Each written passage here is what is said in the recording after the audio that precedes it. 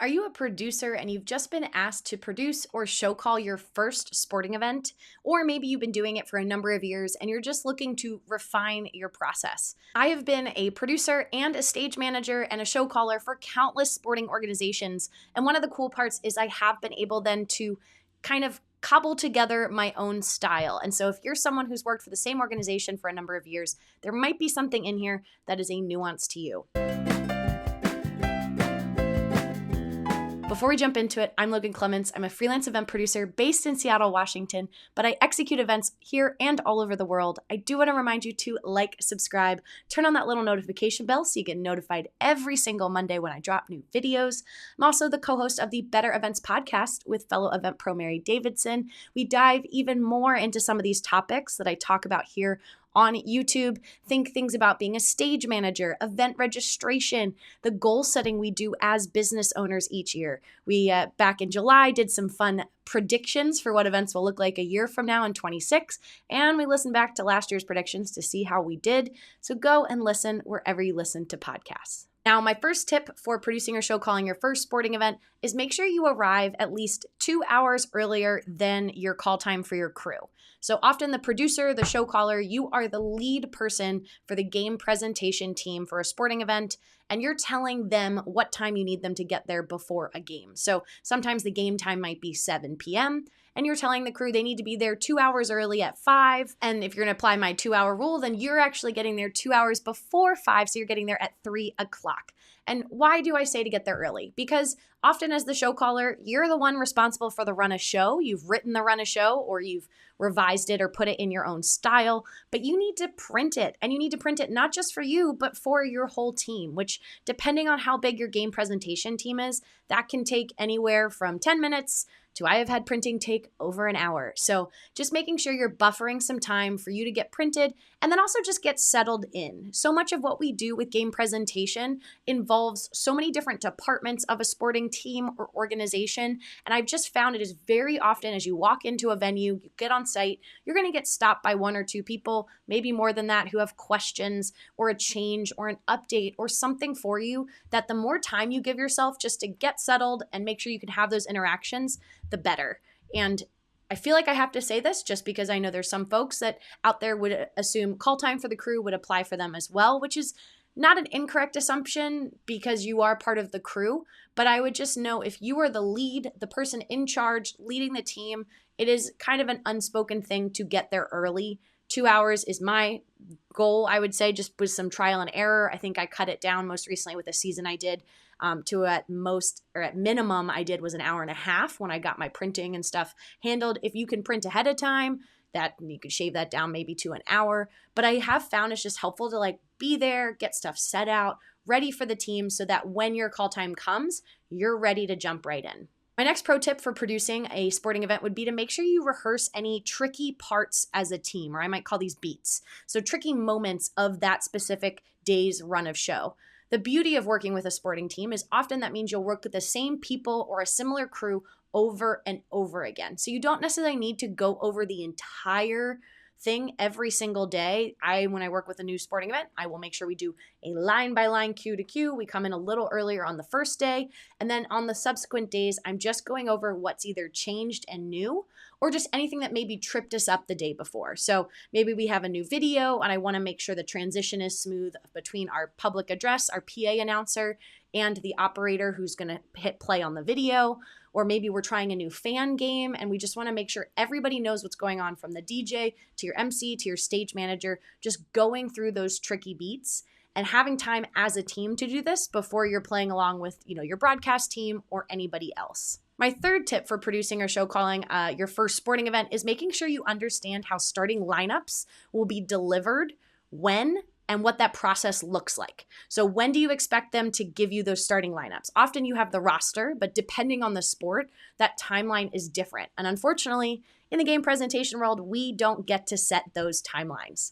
We are unfortunately usually on sports timeline. And so I've worked volleyball, and depending on the volleyball organization, you could be getting these lineups 10 minutes before the game starts, and you have to then announce these starting lineups 4 minutes before. So that means you have a crucial 6 minutes to get the lineups from wherever you're getting them from and disseminate them to everybody on your team who needs that. Because in the sports world, that's going to be everyone from your PA announcer to your video crew, because they might have headshots you're doing, to even just letting your DJ know so they could start putting, if you have anything like a walk-on song or specific music for specific players.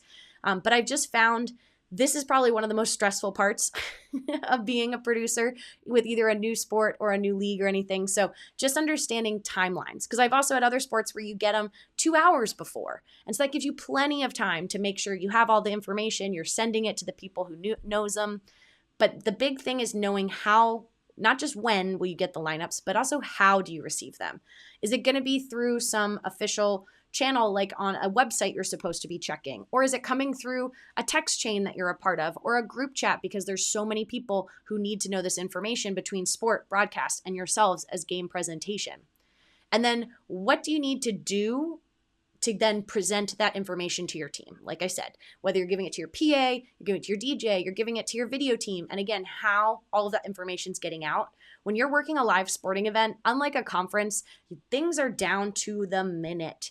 There is no real wiggle room for more than maybe 10, 15 seconds if you all of a sudden can't figure something out. And so I found with starting lineups, having that conversation before game day and knowing kind of how it's working, and then on game day, just giving yourself as much time as possible to double check and triple check and make sure you have things in the right place. I have some leagues like we create a shared Google Doc that everyone who needs it has access. I'm the one manually putting in the information once I get it through another channel.